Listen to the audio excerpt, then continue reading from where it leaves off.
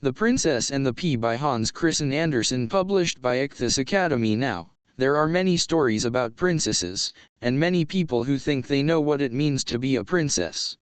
This story is a reminder that things are not always what they seem. Once upon a time there was a powerful queen who was used to getting what she wanted. She accepted nothing less than the best, and she also wanted nothing but the best for her son. She only clothed him in the finest suits, only fed him gourmet foods, and hired the smartest teachers in all the land to educate him. So when it was time for him to be married, she told him, "Son, you deserve the best woman in the whole world. Do not settle for just any pretty face. A prince must be married to a princess," she told him, as he listened intently. "But remember," said the queen, "a real princess is not just the daughter of a king and queen. A real princess is delicate and refined, and eats only the finest foods. She is well educated, and the Princess and the Ichthus Academy reads only the greatest books and poems. She wears the loveliest dresses, and carries herself with grace and dignity. And the first thing you will notice, a real princess has the voice of an angel." With that, the prince set off with his servants in search of his princess. After he had traveled for several days, he reached the nearest kingdom. When he came to the castle, he introduced himself as the prince of the neighboring kingdom. When he met the king and queen, they were immediately impressed by how handsome and polite he was. They thought right away that it would be a good idea to introduce the prince to their daughter, a princess who was not yet married. They brought the prince to the princess's study, where she was busy reading poetry as a servant fixed her hair. The prince was happy to see that she was very beautiful, and she smiled at the prince as he greeted her. "Hello, princess," said the prince. "Hello," squawked the princess, her voice hoarse and cracking. Are you all right, princess?" asked the prince. "Can I bring you a glass of water?" The Princess and the Ichthus Academy. "No, I am not thirsty," replied the princess, smiling politely. "Well, it was lovely to meet you," said the prince nervously. "I must be going, it is very late." As he left, he felt badly for leaving abruptly, but he reminded himself of what his mother said, "A real princess has the voice of an angel." The good part was that it was actually not late at all. The prince had plenty of time to set out for the next neighboring kingdom, where he again found the castle and asked to meet the king and queen. Again, he was so charming that he was immediately invited to meet the unmarried princess of the kingdom. This time, the king and queen led the prince to castle's dining hall.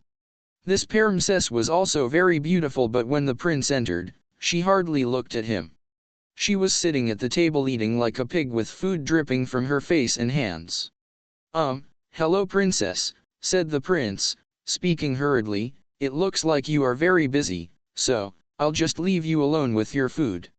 The Princess and the Ichthus Academy. He continued on, through valleys and over endless stretches of plains, but at each castle he stopped at, he met only disappointment. Finally, the prince gave up and returned home still unmarried and very disappointed by his very long journey. When he arrived at his own castle, his mother and father greeted him. The prince told his parents the whole story of his journey. His mother was especially sad for him, but also glad he had not chosen to marry any of the princesses he met. That night, during a terrible thunderstorm, there was a knock at the door. A servant went to go answer the door, and a young woman stood outside, dressed in a heavy cloak, soaking wet from the rain. The prince happened to be walking past, but when he heard the voice of the young woman he stopped in his tracks. She explained to the servant, "My driver got lost in the rain and we saw the light from your castle. Would you be kind enough to provide us shelter for the night?" She had the voice of an angel, and the prince knew immediately that this must be his princess. He quickly ran up and excused the servant. "Of course you are welcome to stay, good lady," he said, bowing the princess and the Ichthus Academy respectfully. "Allow me to take your coat."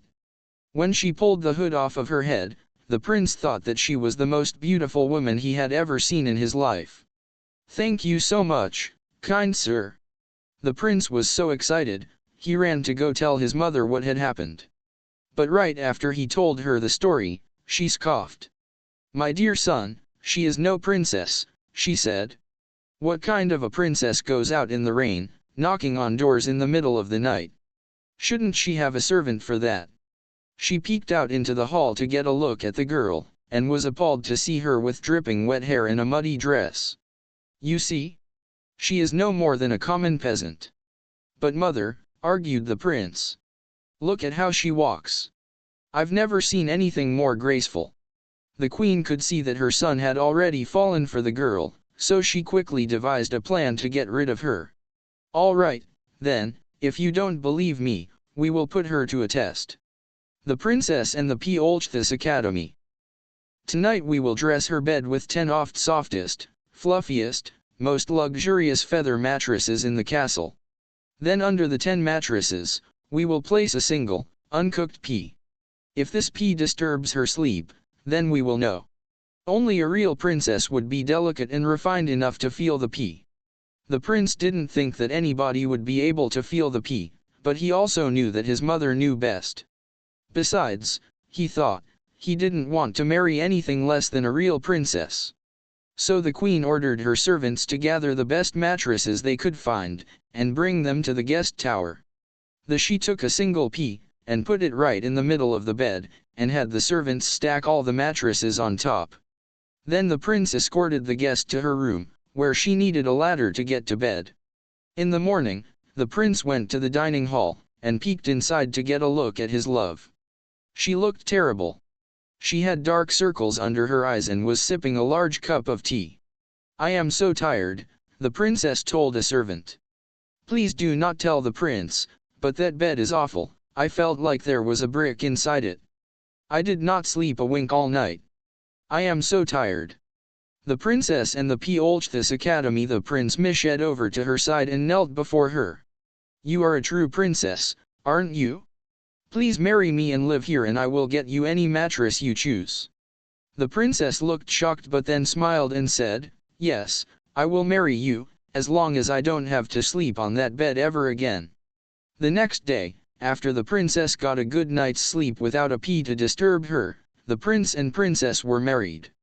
And they lived happily ever after. The Princess and the Anthologized Academy.